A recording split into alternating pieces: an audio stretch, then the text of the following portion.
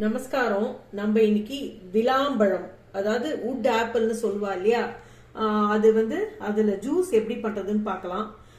அப்புறம் அதுல வெள்ளை சக்கரை போட்டு ஸ்வீட் ஒன்று பண்ணலாம். அதுவும் எப்படின்னு பார்க்கலாம். இது உடம்புக்கு ரொம்ப ரொம்ப நல்லது. இதுவும் ஒரு சீசனல் ஃப்ரூட் தான். இது இந்த புள்ளையார் சதுர்த்தி போதெல்லாம் தான் கிடைக்கும். ஆனா இப்ப எனக்கு என்னோட ஃப்ரெண்டு ரேகா தான் இதுவும் கொண்டு வந்து கொடுத்தா. சரி, அதனாலதான் உங்களுக்கு இதெல்லாம் ரொம்ப ரேர் ரெசிபிஸ் இல்லையா, இது ரேரா கிடைக்கிறதுங்கிறதுனால சரி பண்ணி காமிக்கலாம். இது உடம்புக்கு ரொம்ப ரொம்ப நல்லது. பித்தத்துக்கு நல்லது, தலை சுத்தல், தலைவலி அதுக்கெல்லாம் நல்லது. நல்ல டைஜஷன் கொடுக்கும் இது. இது எப்படி பண்றதுன்னு நம்ம பார்க்கலாம். இதுக்கு நான் என்ன எடுத்து வச்சிருக்கேன்னா, வெள்ளை சக்கரை எடுத்து வச்சுருக்கேன். வெல்லம் எது இருக்கோ அதை நம்ம எடுத்துக்கலாம். அப்புறம் தேங்காய் பால் கொஞ்சம் எடுத்து வச்சுருக்கேன். இதை உடைச்சிட்டு இது எப்படி பண்றதுன்னு நான் உங்களுக்கு காமிக்கிறேன். இப்ப இதை உடைச்சு எடுத்துன்னு வந்திருக்கேன் பாருங்க. இது உடைச்சா இப்படிதான் இருக்கும். இந்த பழம் நல்ல வாசனையா இருக்கும். இப்படிதான் இது உள்ள இந்த சீட்ஸ் எல்லாம் தெரியறது பத்தியெல்லாம். ஏன்னா இது லேடிஸ்க்கு ரொம்ப ரொம்ப நல்லதுங்கிறா. இந்த யூட்ரஸ் ப்ராப்ளம் இருக்கிறவா அவெல்லாம் இது சாப்பிட்றது ரொம்ப நல்லது. பழத்திலேயே ரொம்ப சிறந்த பழம் இந்த விளாம்பழம், இந்த வுட் ஆப்பிள் அப்படின்னு சொல்லிட்டு சொல்றா. நம்ம இப்ப இதை ஜூஸ் ரொம்ப நல்லா இருக்கும். அதுவும் இந்த சம்மருக்கு இது கிடைச்சதுன்னா இது பண்ணி குடிக்கிறது உடம்புக்கு ரொம்ப ரொம்ப குளிர்ச்சி. இது ரொம்ப டேஸ்டாவும் இருக்கும் இந்த ஜூஸ். இது இப்ப எப்படி பண்றது நம்ம பார்க்கலாம். இப்ப இந்த பழத்தை நான் இந்த மாதிரி ஸ்பூன் ஆட்டி எடுத்தாலே உங்களுக்கு எடுக்க வந்துடும். இதை நம்ம இதில் போட்டுக்கலாம். இந்த சீடோடையே போட்டுக்கலாம். இதெல்லாம் நம்ம அரைச்சோம்னா வந்துடும். அது விளாம்பழம் போட்டு ரசம் கூட ரொம்ப நல்லா இருக்கும்.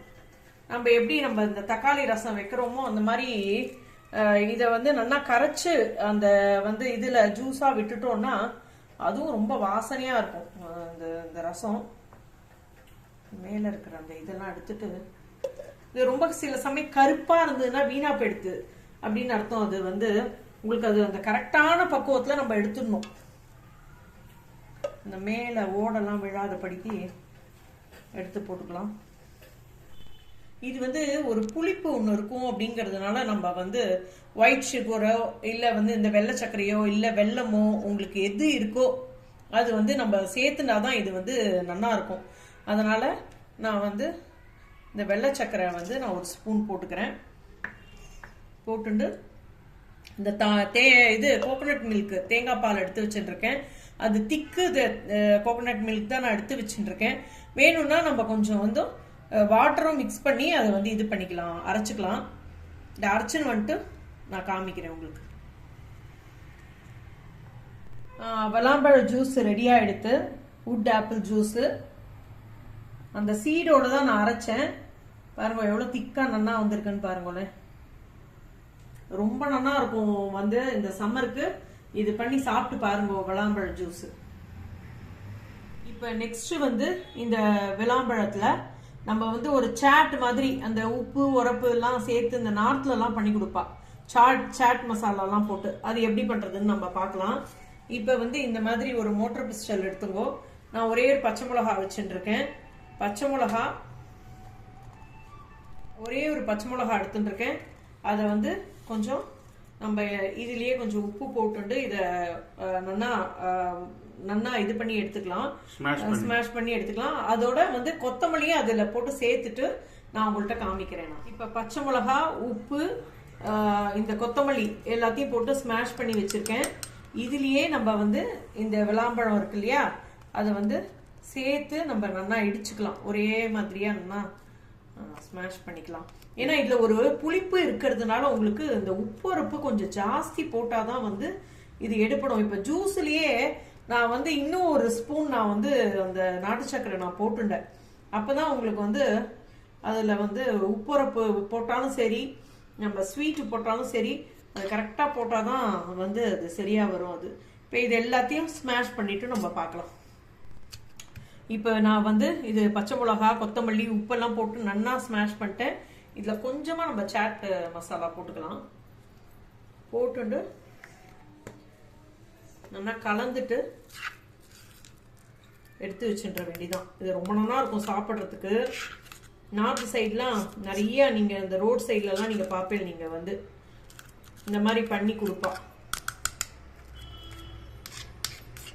இந்த சும்மா நம்ம மத்தியான நேரத்துல இந்த டீயோட சாப்பிட்றதுக்கு, இந்த சாட் மாதிரி சாப்பிட்றதுக்குலாம் நல்லா இருக்கும். இப்போ நம்ம இதுலயே நம்ம இந்த சாட்டை எடுத்து வச்சுடலாம். இந்த வுட் ஆப்பிள் சாட் இருக்கு இல்லையா, அதை வந்து இதுலயே நம்ம எடுத்து வச்சா நம்ம ஸ்பூன் போட்டு சாப்பிட்றதுக்கு ரொம்ப நல்லா இருக்கும். அது இப்போ வுட் ஆப்பிள் சாட்டும் ரெடி ஆயிடுது.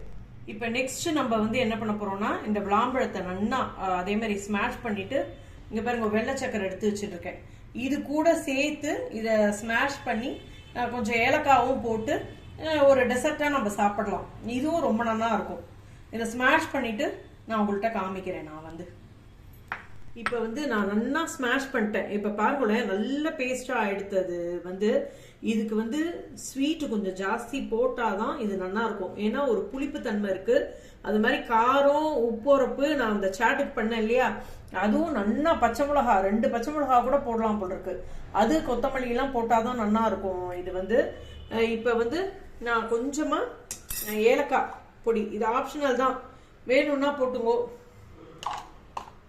ஏலக்காய் பொடி போட்டு நம்ம நல்லா மிக்ஸ் பண்ணிடலாம்.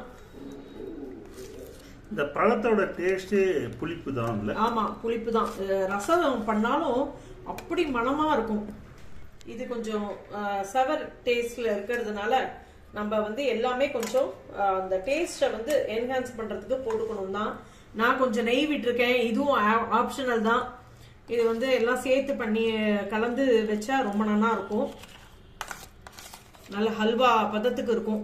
நம்ம வந்து இந்த முலாம்பழத்தை வச்சுட்டு நிறைய டிஷ்ஷஸ் பண்ணலாம். இதான் தொகையில் அரைக்கலாம்னு சொன்னேன், ரசம் பண்ணலாம், இந்த மாதிரி சாட் பண்ணலாம், ஜூஸ் பண்ணி காமிச்சிருக்கேன். நானே 3 ஐட்டம் பண்ணி காமிச்சிருக்கேன் உங்களுக்கு.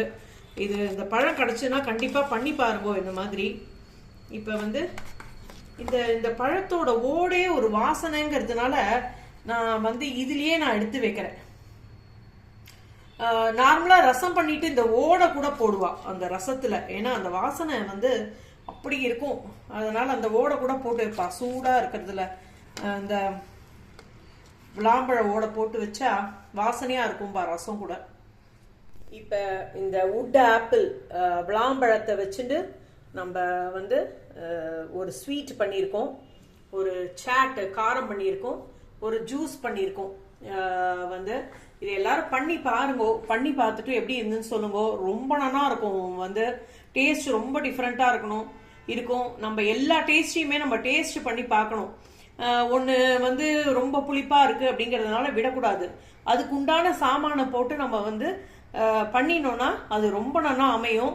எல்லாரும் ட்ரை பண்ணி பாருங்க. சப்ஸ்கிரைப் பண்ணாதவா சப்ஸ்கிரைப் பண்ணுங்க. உங்க ஃபீட்பேக்கை வந்து கமெண்ட்ஸ்ல போடுங்க. தேங்க்யூ.